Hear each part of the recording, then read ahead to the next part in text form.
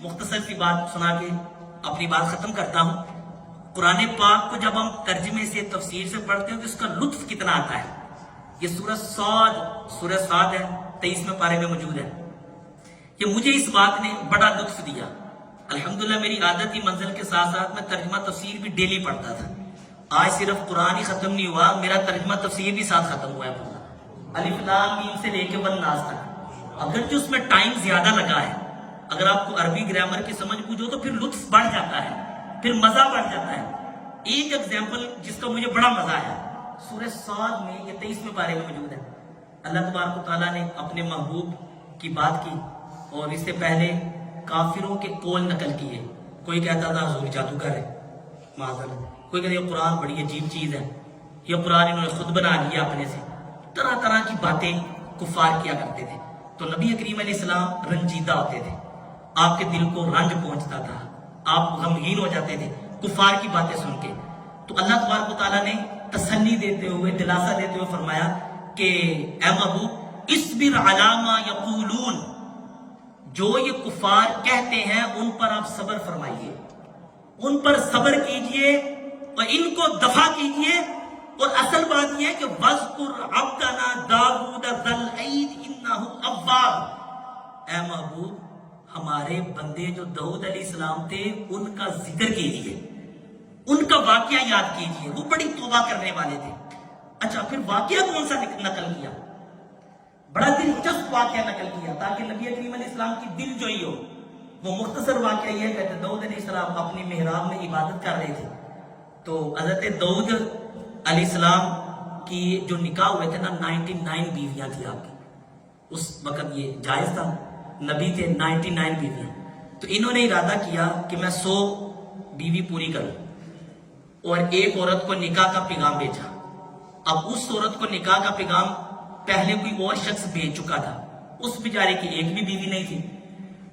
تو جب حضرت داؤد علیہ السلام کے نکاح کا پیغام گیا تو گھر والوں نے فوراً ہاں کر دی کہ بھی اللہ کے نبی ہیں، یہ ان کا پیغام کون ریجیکٹ کرے گا.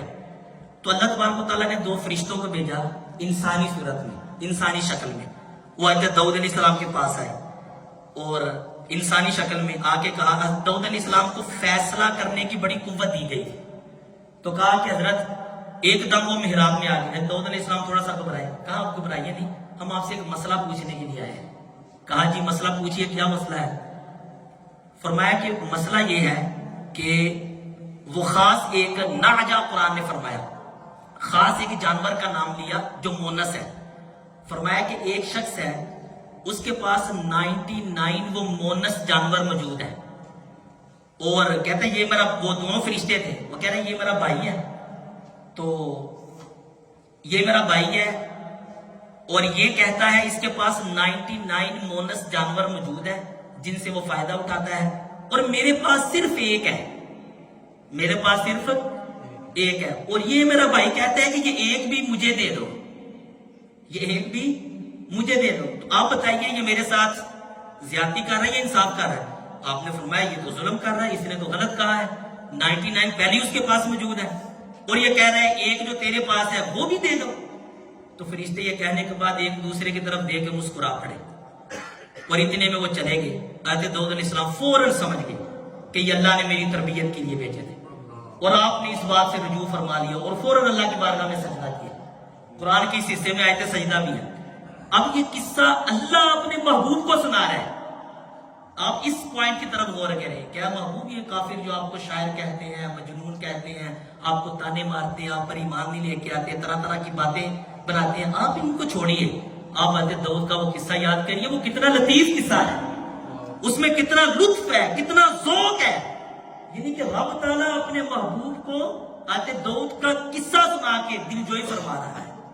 اور یوں پورا قرآن آپ دیکھیں، نبی کریم علیہ السلام کی عظمت یوں پورے قرآن میں ہے. اگر کسی نبی کا قصہ بھی بیان کیا نا وہ حضور کی وجہ سے، حضور کی دل جوئی ہو، حضور کی عظمت واضح ہو، حضور کی شان واضح ہو، حضور کی رفت واضح ہو. جتنی قوموں کا یہ عذاب کا ذکر ہے نا، وہ اللہ نے پتہ کس پیرے میں کیا؟ وہ اس پیرے میں کیا کہ محبوب یہ لوگ آپ ایمان نہیں لے کے آتے، ان کو قوم عاد کا قصہ سنائیے وہ کیسے حالات ہوئے. یہ کفار مکہ کو قوم سمود کا قصہ سنائیے ان کو حضرت صالح علیہ السلام کی قوم کا قصہ سنائیے، ان کو حضرت لوط علیہ السلام کی قوم کا قصہ سنائیے کہ رب نے ان کو کیسے ہلاک کیا، لیکن محبوب ان کو میں کیوں نہیں ہلاک کر رہا؟ وَأَنْتَ فِيهِمْ، کیونکہ تم ان میں موجود ہو، تمہیں یہ اسپیشل پروٹوکول دیا ہے، تیری قوم کو ہلاک نہیں کرنا۔ یہ پورے قرآن کا مضمون ہے، پورے قرآن کا خلاصہ ہے۔ تو نقطہ نکال یہ نکلا کہ پورے قرآن کا مضمون نبی رحمت شفیع امت کی عظمت پر مشتمل ہے، پورے قرآن کا مضمون، یعنی کہ بلا کسی مبالغے کے، ایک تو ہوتا ہے نا بندہ محبت میں آ کے بات کر جاتا ہے، بلا کسی مبالغے اور محبت کو ایک سائڈ پر رکھ کے یہ حقیقت پر مبنی بات ہے۔